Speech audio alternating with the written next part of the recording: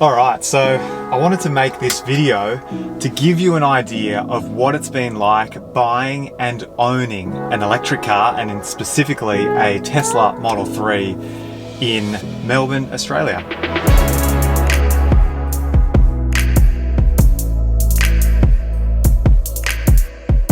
First things first is actually the buying experience, and that was pretty amazing for us because essentially you do it all online and it was hassle-free. It's not like going into a dealership where you have to speak to a salesperson and they kind of talk you into options and features.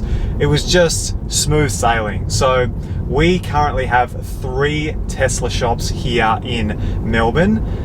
One of them being Chadstone, where I test drove the Model 3 for the first time. We also have the Richmond store, which is where I picked up my car. And we have the new Brighton store, which is also a service center as well. So we've got 3 options if you're looking to find out more information or you want to test drive a car. I would highly recommend test driving it, because that first time you put your foot down on an electric car, and specifically a Tesla, I'll never forget it. It was pretty incredible. So it's super easy to book a test drive. You just book it online. They give you the car for 20 minutes on your own, no questions asked, and there's no pressure. It's almost like the Tesla shops are there to just educate people and to encourage people to drive the cars.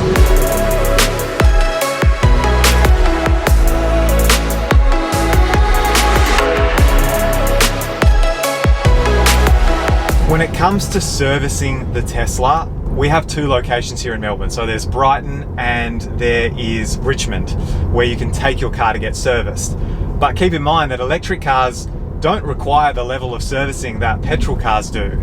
So it's a lot less expensive, and really it's not something you need to worry about. Using the Tesla app, you've got the service option, which can give you roadside assistance. You can book in for service to your house or either at one of the service locations.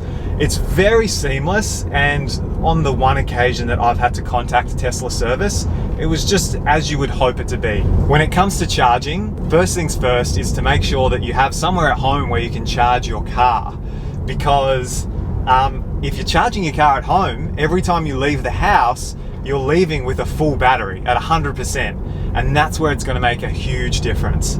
We currently have 3 Tesla superchargers, which is the fastest rate of charging you can get on your car in Melbourne.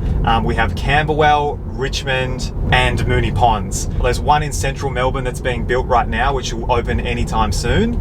And there's also one further out in the southeast, I think, sort of near Doncaster. In the next few months, we'll technically have 5 Tesla superchargers in Melbourne.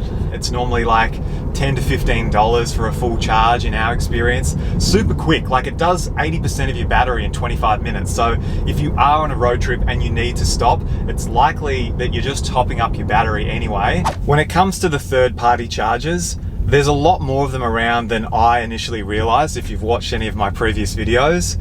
But essentially, the only downfall to them is that you need to download an app depending on which brand of charger it is. You need to set up an account and add your credit card.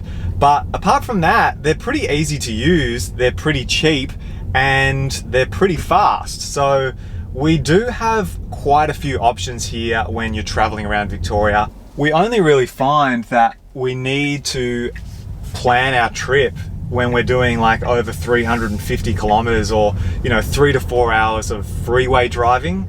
Apart from that, you just need to make sure that the destination has somewhere you can charge it. Bring your charging cable along, and it's as easy as that. You're back to fully charged the next day pretty much. We've actually seen a lot more Model 3s on the road in the last few months, and they seem to be picking up in popularity, which is really exciting. I think that's such a good thing. We often wave at the other Tesla Model 3s, especially if they're white, driving past us. So there's a bit of a community going on. And when you're stopping at charging stations, everyone tends to have a chat if you're sort of waiting around together. Funny enough, just last week, one of my fellow YouTube subscribers recognized me, which was a pretty surreal moment. Certainly made me excited. So if you ever see me charging, make sure you say hello.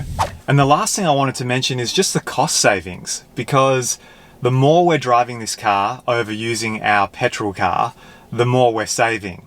And admittedly, this is a much more expensive car, but over time, when the cost of Teslas continues to reduce, and the cost of all electric cars as batteries become cheaper and manufacturing gets better, it's going to be a win-win.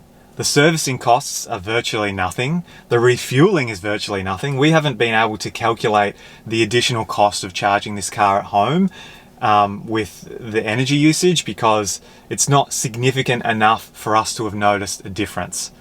And then when we're on the road, most of the time we're charging for free. So there's a big difference. If we're going on a road trip, petrol versus electric, there's potentially hundreds of dollars that can be saved. And as more and more people jump on the electric bandwagon, which is going to be rapid growth in the next 3 to 5 years, hopefully more people will be watching my YouTube videos.